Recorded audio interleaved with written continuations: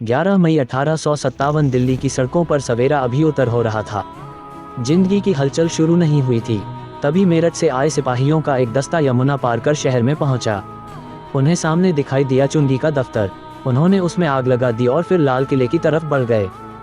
इन सिपाहियों ने एक दिन पहले ही मेरठ में अपने अंग्रेज अफसरों का आदेश मानने से इनकार कर दिया था और उनकी हत्या कर दी थी। सिपाहियों के शहर में प्रवेश करते ही दिल्ली जैसे नींद से जागी। अच्छी भीड़ इन सिपाहियों के पीछे हो ली। सब रोमांचित थे। राजघाट दरवाजा पार कर ये लोग लाल किले के भीतर पहुंचे। सिपाहियों का ये दस्ता यहाँ मुगल सम्राट बहादुर शाह द्वितीय से यह अपील करने आया था कि सम्राट इन सिपाहियों का नेतृत्व स्वीकार करे।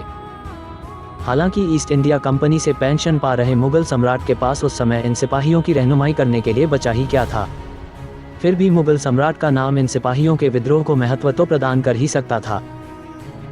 इसलिए जब सिपाहियों ने सम्राट से रहनुमाई की अपील की तो वह जरा हिचकिचाए, क्योंकि वह ये नहीं तय कर पा रहे थे कि इन सिपाहियों के इरादे वाकई में क्या हैं और फिर क्या वह खुद इस लायक हैं कि इस लड़ाई में कोई प्रभावी भूमिका निभा सकें। बहरहाल सिपाहियों ने बहादुर शाह को इस बात के लिए राजी कर लिया कि वह खुद का शहंशाह हिंदुस्तान घोषित करे। इसके बाद सिपाहियों ने दिल्ली पर कब्जा करने का अभियान शुरू किया। कंपनी के राजनीतिक एजेंट साइमन फ्रेजर समेत सैकड़ों अंग्रेज इस अभियान में मारे गए। सरकारी दफ्तरों पर या तो सिपाहियों ने कब्जा कर लिया या उन्हें नष्ट कर दिया। इस तरह सत्ता के केंद्र और प्रतीक के रूप में दिल्ली पर कब्जे के मार्च 1857 के विद्रोह की शुरुआत हुई।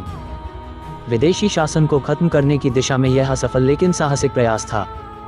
दिल्ली पर कब्जे और बहादुर शाह द्वितीय द्वारा खुद को हिंदुस्तान का सम्राट घोषित किए जाने से इस विशेष को एक सकारात्मक राजनीतिक अर्थ मिला।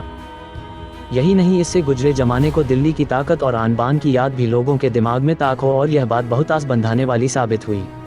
मेरठ का विशेष और दिल्ली पर कब्जा तो बस एक शुरुआत थी। इसके बाद तो समूचे उत्तर भारत और पश्चिम व मध्य भारत के कुछ हिस्सों में हो सिपाहियों और नागरिकों के बीच विद्रोह की तेज लहर चल पड़ी, लेकिन दक्षिण मागध इस सबसे बिल्कुल अलग थलग रहा। पंजाब और बंगाल पर इसका जस्त्यामृति रहा। बहरहाल कंपनी के 2,32,224 सिपाहियों में से करीब आधे सिपाहियों ने अपनी अपनी रेजिमेंटों को छोड़ दिया और सेना के उस आदेश को फूंक मारकर उड़ा दिया जिसे वर्षों के प्रशिक्षण और अनुशासन के जरिए उन्हें सिखाया गया था। मेमीत विद्रोह के भी पहले से कई छावनियों में असंतोष की चिनगारियां सुलझे हो रही थीं। बरहानपुर को 19वीं नेटिव इन्फेंट्री ने नए किस्म की इनफील्ड रायकों का इस्तेमाल करने से इनकार कर दिया। नतीजा ये हुआ कि इस रेजिमेंट को मार्च को भंग कर दिया गया। वो नेटिव इन्फेंट्रो का जवान मंगल पांडे तो इससे भी एक कदम और आगे बढ़ गया और उसने अपने सार्जेंट मेजर पर गोली बात दी। उसे पकड़ लिया गया और फांसी दे दी गई। इस रेजिमेंट को भी भंग कर दिया गया। 7वीं अवध रेजिमेंट के जवानों ने भी अपने अफसरों के आदेश मानने से इनकार कर दिया। इस रेजिमेंट का भी वही हश्र हुआ जो बाकी दोनों रेजिमेंटों का हुआ था। दिल्ली पर कब्जे के एक महीने के भीतर विद्रोह लगभग सभी बड़े केंद्रों कानपुर, लखनऊ, बनारस, इलाहाबाद, बरेली, जगदीशपुर और झांसी तक फैल गया।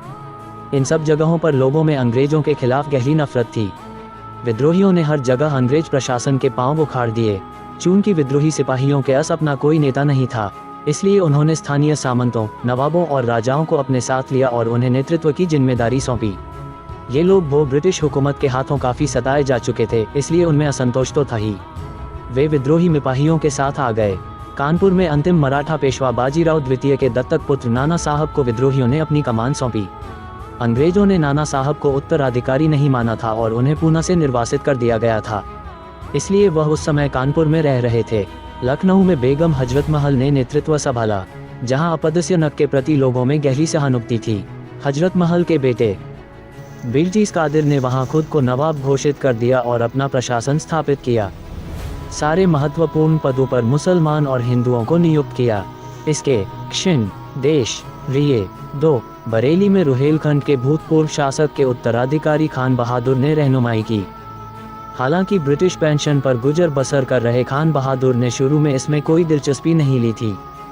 सच तो यह है कि शुरू में उन्होंने कमिश्नर को विद्रोहियों की गतिविधियों के बारे में चेतावनी दी थी, लेकिन विद्रोह की लहर के फैलते ही उन्होंने खुद प्रशासन संभाल लिया और करीब 40,000 सैनिकों को संगठित कर अपनी मजबूत सेना बनाए और अंग्रेजों का कड़ा मुकाबला की। बिहार में जगदीशपुर के जमींदार कुंवर सिंह ने विद्रोह का नेतृत्व की। 70 साल की उम्र में जमींदार कुंवर सिंह को अंग्रेजों ने दिवालियेपन की कार पर पहुंचा दिया था, इसलिए वह भीतर ही भीतर अंग्रेजों के दुश्मन को गए थे। अंग्रेजों ने उनकी सारी संपत्ति छीन ली थी और उसे लौटाने की उनकी बार बार की गई अपीलों का भी अंग्रेजों पर कोई असर नहीं पड़ा। हालांकि उन्होंने खुद किसी विद्रोह की योजना नहीं बनाई थी, लेकिन जैसे ही विद्रोही सिपाहियों का दस्ता दीनापुर से आरा पहुंचा, कुंवर सिंह उनके साथ हो गए। रानी लक्ष्मीबाई ने झांसी में सिपाहियों की कमान संभाली। लॉर्ड डलहौजी ने उनके दत्तक पुत्र को उनके पति का उत्तराधिकारी मानने से इनकार कर दिया था और विलय की नीति डॉक्ट्रिन ऑफ लैप्स के तहत उनके राज्य को छीन लिया था। इस फैसले को बदलवाने के लिए रानी ने हर बड़े अफसर का दरवाजा खटखटाया, बार बार अपीलें की, पर उनकी बात नहीं सुनी गई। उन्होंने विद्रोह के इस मौके पर अंग्रेजों के साथ बातचीत फिर शुरू करने की कोशिश भी की कि अगर उनकी मांगें मंजूर कर ली जाएं तो वह अंग्रेजों का साथ देंगी और इस तरह झांसी की तरफ से अंग्रेजों को कोई खतरा नहीं रहेगा। लेकिन अंग्रेज अफसरों ने उनके साथ दुश्मनों जैसा बर्ताव किया। रानी लक्ष्मीबाई ने सिपाहियों का नेतृत्व स्वीकार किया। मार्च 1858 में उनके मैदान संभालने के बाद झांसी ने अंग्रेजों को बहुत कड़ी टक्कर दी। उस पर काबू पाना अंग्रेजों के लिए वाकई बहुत दुरूह साबित हुआ। विद्रोह की यह लहर सिर्फ बड़े केंद्रों तक ही सीमित नहीं रही। बंगाल की करीब सभी सैनिक छावनियों और बम्बई की भी कुछ छावनियों को इसने अपनी लपेट में ले लिया। सिर्फ मद्रास अछूता रहा, वहाँ सैनिक अपने अंग्रेज अफसरों के प्रति निष्ठावान बने रहे। यहाँ सवाल उठता है कि कंपनी बहादुर की नौकरी में लगे सिपाहियों ने आर्थिक स्थायित्व और सामाजिक प्रतिष्ठा को ठोकर मारकर विद्रोह क्यों किया? सारी सुविधाओं को त्याग कर सिपाहियों ने अनिश्चित भविष्य का खतरा क्यों मोल लिया? दिल्ली में सिपाहियों ने जो मुनाती अनिश्चित, वह इस सवाल का जवाब देती है। सब जानते हैं कि अंग्रेजों ने इन दिनों क्या गरे तरीके अपनाए। पहले तो उन्होंने सारी हिंदुस्तानी सेना का धर्म नष्ट कर दिया और फिर लोगों को अनिवार्य रूप से ईसाई बनने पर मजबूर किया। इसलिए हम पूरी तरह अपने धर्म पर कायम रहते हुए लोगों के साथ एकजुट हुए हैं और हमने किसी मलेच्छ को जीवित नहीं छोड़ा है और इस बुनियाद पर हमने दिल्ली का शासन फिर से स्थापित किया है। कंपनी की सैनिक छावनियों में कई ऐसी सेवाशतें थीं जिनसे मुख्यतः उत्तर दक्षिण प्रांतों और अवध, वर्तमान उत्तर प्रदेश से आने वाले ऊंची जाति के हिंदू सिपाहियों के धार्मिक विश्वासों और पूर्वाग्रहों को ठेस पहुंचती थी। शुरू में तो अंग्रेज प्रशासन ने सिपाहियों की बात पर ध्यान दिया और उनकी आपत्तियों को स्वीकार किया। ऐसी व्यवस्था की गई थी कि सिपाही अपने धर्म और जाति की मान्यताओं और रिवाजों के तहत रह सके। लेकिन जैसे जैसे सेना की जिम्मेदारी बढ़ती गई, न सिर्फ देश के कई हिस्सों में बल्कि विदेशों में भी भारतीय सिपाहियों को भेजा जाने लगा तो धार्मिक मान्यताओं के तहत उन्हें सुविधाएं दे पाना संभव नहीं रह गया। फिर एक रेजिमेंट के भीतर कई अलग अलग जातियों की मौजूदगी और जाति भेद की भावना निश्चित ही सैनिक दृष्टि से कोई फायदे की स्थिति नहीं थी। इसलिए प्रशासन ने सबसे आसान रास्ता सोचा, ब्राह्मणों की भर्ती में कमी लाई जाए, लेकिन ये कोशिश सफल नहीं हुई। 19वीं सदी के मध्य में बंगाल सेना में ऊंची जातियों का ही वर्चस्व था।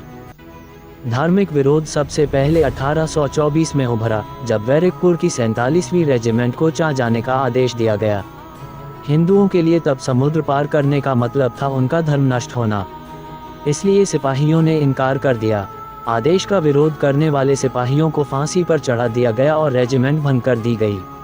अफगान युद्ध के दौरान तो भारतीय सिपाहियों की धार्मिक मान्यताओं को गहरी ठेस लगी। युद्ध के दौरान सिपाहियों को कैसा भी और कुछ भी खाने पीने पर मजबूर किया गया। नतीजा ये हुआ कि सिपाहियों के गांव घर के लोगों में ये भावना बैठ गई कि सिपाही धार्मिक मान्यताओं का पालन नहीं कर सकते। इसलिए युद्ध के बाद सिपाहियों के घर लौटने पर बिरादरी में वापस लौटना उनके लिए मुश्किल हो गया। सीताराम नाम का एक सिपाही जब अफगानिस्तान से लौटा तो न सिर्फ उसे अपने गांव बल्कि अपनी बैरक में भी जाति बाहर घोषित कर दिया गया। इस तरह कंपनी की नौकरी में होने की इज्जत उसे समाज में जगह नहीं दिला सकी। धर्म और जाति कहीं ज़्यादा ताकतवर साबित हुई। आक्रवाहुरी की सरकार छिपे तौर पर धर्म परिवर्तन को बढ़ावा दे रही है, ईसाई बनाने के लिए प्रोत्साहन दे रही है। इस अफवाह से सिपाही और भड़क उठे। सरकार और ईसाई मिशनरियों के आपसी रिश्तों ने अफवाह को बल दिया। कुछ छावनियों में मिशनरियों को ईसाई धर्म प्रचार की पूरी छूट थी। इसके अलावा 8 में डी का चूरा मिलाने की खबर और नई इनफील्ड राइफल के प्रयोग ने सरकार के प्रति और संदेह पैदा कर दिया। नई राइफल में प्रयोग होने वाली कारतूसों को राइफल में भरने से पहले दांत से खींचकर खोलना पड़ता था। इसमें जो ग्रीस लगी होती थी वह गाय और सुअर को चबी से बनती थी। सिपाहियों की धार्मिक भावनाओं को इससे ठेस पहुंची। उन्हें लगा कि उनका धर्म खतरे में है, लेकिन उनके क्षोभ का कारण केवल आहत धार्मिक भावनाएं ही नहीं थीं। वे खराब सेवा रातों के कारण भी क्षुब्ध थे। वेतन बहुत कम था और जिंदगी नारकीय। पैदल सेना के सिपाही को 7 रुपये मिलते थे और घुड़सवार सेना के सिपाही को 27 रुपये। लेकिन इसमें से उसे अपनी वर्दी, भोजन इत्यादि पर खर्च भी करना पड़ता था। समूचे खर्च के बाद बमुश्किल 1 या 2 रुपये बचते थे। इसके अलावा उन्हें हमेशा यह महसूस होता कि वह समान वेतनभोगी अपने अंग्रेज साथी का समीप बनकर रह गया है। हर कदम पर उसे लगता कि गोरे काले का भेद किया जा रहा है। पदोन्नति और अधिकार दोनों मामलों में उसके साथ भेदभाव बढ़ता जाता था। T.R. होम्स ने लिखा है, सिपाही जानता था कि वह चाहे जितनी कर्तव्यनिष्ठा दिखाए, चाहे जितना बहादुर सैनिक बन जाए, उसे अंग्रेज सैनिक के बराबर वेतन कभी नहीं मिलेगा। 30 वर्ष की कर्तव्यनिष्ठ सेवा भी उसे अंग्रेज अफसर का माथा धोने से बचा नहीं सकेंगी। वास्तव में ये सिपाही सैनिक वर्दी में किसान थे जो अब तक गांव की मिट्टी से जुड़े थे। एक सैनिक अधिकारी ने डलहौजी को संभावित खतरे के बारे में चेतावनी दे दी थी। हमारी सेना देश के किसानों के बीच में बनी है। किसान के कुछ अधिकार हैं। यदि इन अधिकारों का हनन हुआ तो हम ज़्यादा दिनों तक सेना पर भरोसा नहीं कर सकेंगे। यदि आप भारतीय जनता की संस्थाओं पर कुठाराघात करेंगे तो सेना भारतीय जनता की हमदर्द हो जाएगी, क्योंकि वह इसी के बीच से बनी है। किसी भी व्यक्ति के अधिकारों के हनन का मतलब है किसी न किसी सैनिक के अधिकारों का हनन, क्योंकि हर सैनिक किसी न किसी का या तो बाप है या बेटा या भाई या दूर का रिश्तेदार। वास्तव में उस समय अवध में शायद ही कोई ऐसा परिवार रहा हो जिसका कोई सदस्य सेना में न रहा हो। केवल अवध के ही 75,000 सैनिक सेना में थे। कोई भी घटना इन्हें तत्काल प्रभावित करती थी। नए भू राजस्व कानून ने सैनिकों को बहुत प्रभावित किया। इसके खिलाफ कंवल सैनिकों की ओर से 15,000 अर्जियां दायर की गई। दिल्ली के विशालाक्ष कंवल क्षणापत्र इस बात का सबूत था कि सिपाही अंग्रेजी शासन के दमन के का सचेत हो गए थे। इस प्रकार सेना अपने आप में ही अंग्रेजी हुकूमत के खिलाफ विद्रोह का पर्याय हो गई थी। ये सब इसीलिए हुआ क्योंकि सैनिक किसी न किसी तरह आम जनता से जुड़े थे। ग्रामीण जनता के बीच अंग्रेजों हुकूमत के खिलाफ जो विद्रोही काम कर रहे थे, उन्होंने विद्रोही सिपाहियों का समर्थन किया, विशेषकर उत्तर पश्चिम प्रांतों और अवध में। बंगाल आर्मी में ज़्यादातर सैनिक इन्हीं क्षेत्रों से भर्ती किए जाते थे। केवल मुजफ्फरनगर और सहारनपुर को छोड़कर बाकी सारे स्थानों पर सिपाहियों के विद्रोह के साथ साथ नागरिकों का भी विद्रोह शुरू हो गया। 6. सिपाहियों के विद्रोह ने ग्रामीणों को कुछ हद तक सरकारी भय से मुक्ति दिलाई और संगठित विद्रोह सड़कों पर आ गया। सरकारी इमारतें फूंक दी गई, खजाना लूटा गया, बैरकें तोड़ी गई, हथियार लूटे गए और जेल के फाटक खोल दिया गए। ग्रामीणों के बीच अंग्रेजी हुकूमत के खिलाफ विद्रोह का शंखनाद करने वाले विद्रोही नेताओं का असर समाज के हर तबके पर पड़ा। किसान, दस्तकार, धर्मगुरु, नौकरी पेशा, दुकानदार, हर कोई इस विद्रोह में शामिल हो गया और सिपाहियों का विद्रोह आम जनता का विद्रोह बन गया। अंग्रेजी हुकूमत की दमनकारी नीतियों के खिलाफ एक संगठित आवाज थी। ये बगावत, लगान के बोझ से किसान पस्त था, वह कर्ज पर कर्ज लेता जा रहा था। ईस्ट इंडिया कंपनी का एक ही मकसद था, ज़्यादा से ज़्यादा का वसूलना। बतौर उदाहरण 1812 में बरेली में कर उगाही का काम 10 महीने में पूरा कर लिया गया। यह एक रिकॉर्ड था। कर की दर बढ़ा गई थी, जिससे 14,73,188 रुपये ज़्यादा वसूल हुए। सरकार ने कर उगाहने वाले अफसरों को बधाई दी। सरकार ने यह नहीं सोचा कि इतना अधिक पैसा इतने कम समय में कैसे वसूला गया। जाहिर सी बात है कि अफसरों ने कर वसूलने के लिए जनता पर बेइंतहा कुल्मदाए। उनसे भी डंडे के बल पर पैसा वसूला गया, जिनके पास खाने को कुछ भी नहीं था।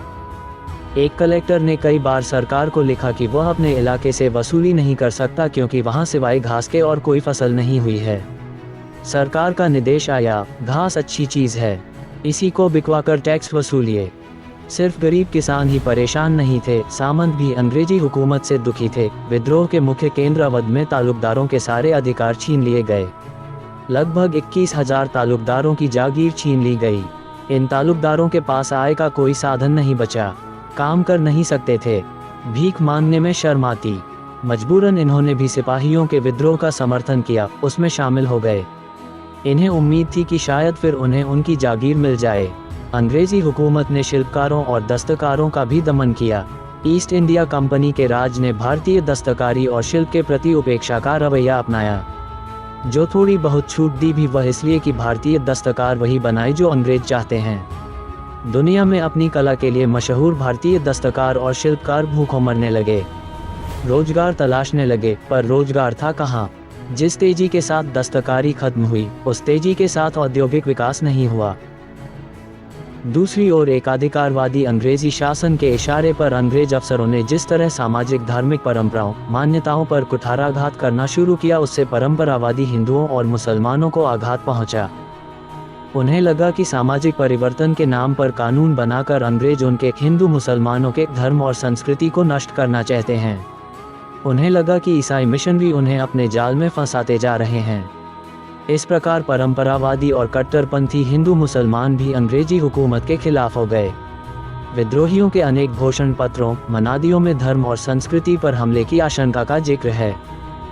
इस तरह सिपाहियों के विद्रोह और कसमसाती जनता के विद्रोह के संगम से उपजा 1957 का आंदोलन समूची जनता का अप्रत्याशित विद्रोह। सवाल उठता है कि क्या ये सुनियोजित विद्रोह था या एकाएक भड़का विद्रोह। इसे सुनियोजित इसलिए नहीं कहा जा सकता क्योंकि इसके ठोस सबूत नहीं मिलते। नेताओं के काम का जो ढंग था, उससे लगता नहीं कि उन्होंने पहले से कोई योजना बनाई थी। हो सकता है कि योजना बनाने की बात सोची गई हो पर उसे कोई अंतिम रूप दिया गया हो, ऐसा लगता नहीं।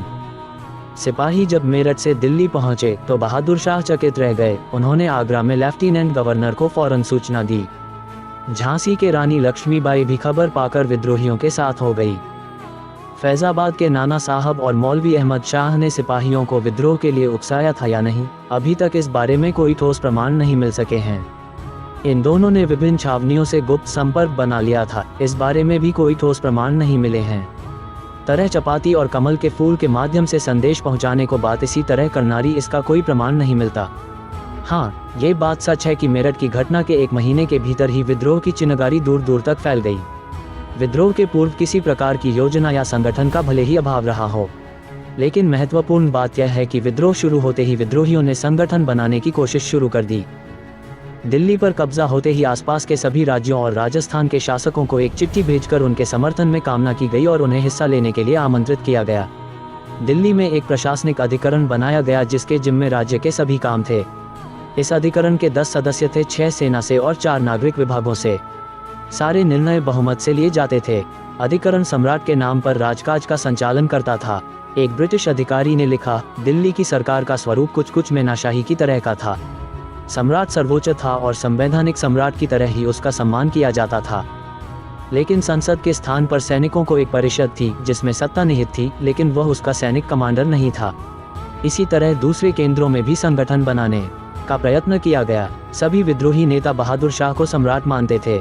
उन्हीं के नाम पर 10 सिक्के ढाले गए और उन्हों के नाम पर आदेश भी जारी किए जाते थे। बरेली में खान बहादुर खां मुगल सम्राट के नाम पर प्रशासन चला रहे थे। ये भी अर्थपूर्ण है कि विद्रोही चाहे मेरठ में हो, कानपुर में या झांसी में, उनकी पहली प्रतिक्रिया दिल्ली जाने की ही होती थी। हाथ आई हुई ताकत को बनाए रखने के लिए संगठन तथा राजनीतिक संस्था का गठन करने की जरूरत निश्चित रूप से महसूस की जा रही थी। ब्रिटिश प्रत्याक्रमण के सामने शुरू के धुंधले विचारों के परिष्कृत करने का कोई अवसर नहीं था। 1 साल से ज्यादा समय तक विद्रोहियों ने भारी कठिनाइयों के बावजूद अपना संघर्ष वीरतापूर्वक जारी रखा। नए हथियार और गोला बारूद हासिल करने का उनके पास कोई श्रांत नहीं था। ब्रिटिश हथियार खानों से उन्होंने जिन चीज़ों पर कब्जा कर लिया था, वे बहुत दूर तक उनका साथ नहीं दे सकती थी और उनका सामना एक ऐसे शत्रु से था जिसके पास आधुनिकतम शस्त्रास्त्र थे। इसके अलावा उनके पास कोई तेज संचार व्यवस्था नहीं थी, फलस्वरूप एक दूसरे के कार्यकलाप का संयोजन संभव नहीं था। वे अपने हमवतनों की शक्ति और कमजोरियों से नावाकिफ थे, जिसका नतीजा ये होता था कि मुसीबत मुझ के समय एक दूसरे की मदद नहीं कर पाते थे। सबको अपनी लड़ाई अकेले ही लड़नी थी। यद्यपि विद्रोहियों को जनसाधारण की सहानुभूति मिल रही थी, लेकिन पूरा देश उनके साथ नहीं था। व्यापारी, पढ़े लिखे लोग और भारतीय शासक न केवल उनसे असंतुष्ट थे, बल्कि अंग्रेजों की सक्रिय मदद कर रहे थे। व्यापारियों और शिक्षित वर्ग ने कलकत्ता और बंबई में सभाएं कर अंग्रेजों की सफलता के लिए प्रार्थना भी की। कुछ अपवादों को छोड़कर अधिकांश भारतीय शासकों ने अपने भविष्य की सुरक्षा अंग्रेजों का साथ देने में देखी और आदमियों तथा साज सामान से उनकी मदद भी की।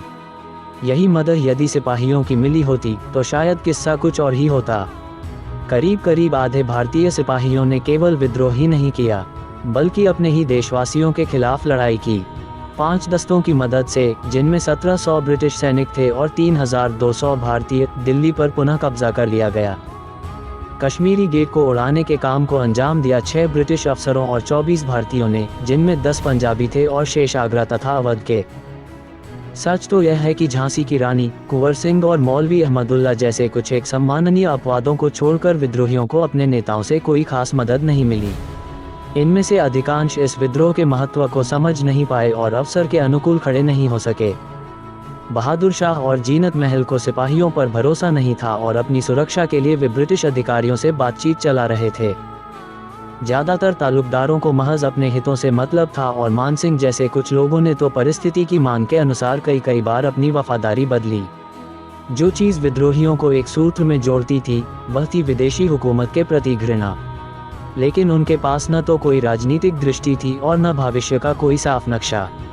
वे सब अपने अतीत के कैदी थे और मूलतः अपने विशेषाधिकारों की प्राप्ति के लिए लड़ रहे थे। फलस्वरूप एक नई राजनीतिक व्यवस्था कायम करने की क्षमता उनमें नहीं थी। ऐसी स्थिति में यह आश्चर्यजनक नहीं है कि वे क्रांतिकारी नेतृत्व नहीं दे सके। जॉन लॉरेंस ने की टिप्पणी की है कि अगर उनमें विद्रोहियों में से एक भी योग्य नेता निकला होता तो हम सदा के लिए हार जाते। ये होना नहीं था, फिर भी विद्रोहियों ने अनुकरणीय साहस, समर्पण और प्रतिबद्धता का परिचय दिया। हजारों लोगों ने अपने प्रिय आदर्श के लिए लड़ते इज्जत से जान दी। बहरहाल सिर्फ वीरता ही उनसे कहीं अधिक शक्तिशाली ब्रिटिश फौज का प्रत्याक्रमण झेलने के लिए काफ़ी नहीं थी। सबसे पहले दिल्ली का पतन हुआ 20 सितंबर 1857 को। एक लंबी और घमासान लड़ाई को बाद हुमायूं के मकबरे में शरण लिए हुए बहादुर शाह को पकड़ लिया गया, उन पर मार चलाया गया और फिर बर्मा भेज दिया गया। चूंकि दिल्ली ही विद्रोहियों की एकमात्र आशा थी, इसलिए उस पर अंग्रेजों का कब्जा होते ही विद्रोह की रीढ़ टूट गई। ब्रिटिश सैनिक सत्ता ने एक के बाद एक सभी केंद्रों पर कब्जा करना शुरू कर दिया। झांसी की रानी मर्दानगी के साथ अंत तक लक्ष्य पर अटल रहीं और युद्ध क्षेत्र में लड़ते हुए 17 जून 1858 को उन्होंने प्राण दे दिए। जनरल ह्यू ब्रोज ने, जिसने उन्हें पराजित किया, अपने दुर्जय शत्रु के बारे में कहा है कि यहाँ वह औरत सोई हुई है जो विद्रोहियों में एकमात्र मर्द थी। नाना साहब ने समर्पण करने से इनकार कर दिया और वे 1859 के शुरू में नेपाल चले गए। उन्हें यह आशा थी कि वे फिर संघर्ष छेड़ सकेंगे। कुंवर सिंह ने अपनी पकी हुई उम्र के बावजूद काफ़ी फुर्ती दिखाई और अंत तक अंग्रेजों को पता नहीं लगने दिया कि वे कहाँ हैं। उनकी मृत्यु 9 मई 1858 को हुई। तात्या टोपे ने अपनी इकाई के साथ अप्रैल 1859 तक गुरिल्ला लड़ाई सफलतापूर्वक जारी रखी, लेकिन एक जमींदार ने उनके साथ धोखा दिया और अंग्रेजों ने उन्हें मौत के घाट उतार दिया। तो इस तरह उस सबसे बड़ी चुनौती का अंत हुआ जो ब्रिटिश साम्राज्यवाद को भारत में झेलनी पड़ी। चूंकि विद्रोहियों को सफलता नहीं मिली, इसलिए इसके बारे में सिर्फ अनुमान ही किया जा सकता है कि अगर वे सफल हो जाते तो इतिहास की दिशा क्या होती। क्या होता यदि उन्होंने इतिहास की धारा को विपरीत दिशा में मोड़ दिया होता और पुरानी सामंती व्यवस्था को एक नई ताकत के साथ पुनः स्थापित किया होता। यहाँ इस पर विचार करने की जरूरत नहीं है, हालांकि इतना तो कहा ही जा सकता है कि उनकी तमाम सीमाओं और दुर्बलताओं के बावजूद उनके सामने एकमात्र विकल्प यही नहीं था। विदेशी शासन से राष्ट्र को मुक्त कराने की उनकी कोशिश एक देशभक्तिपूर्ण और इसलिए प्रगतिशील कार्रवाई थी। यदि किसी ऐतिहासिक घटना का महत्व उसकी तात्कालिक उपलब्धियों तक सीमित नहीं होता, तो 1857 का विद्रोह भी महज एक ऐतिहासिक ट्रेजेडी नहीं थी। अपनी विफलता में भी इसने एक महान उद्देश्य की पूर्ति की। यह उस राष्ट्रीय मुक्ति आंदोलन का प्रेरणा स्रोत बन गया जिसने वह हासिल कर दिखाया जो विद्रोह हासिल नहीं कर सका।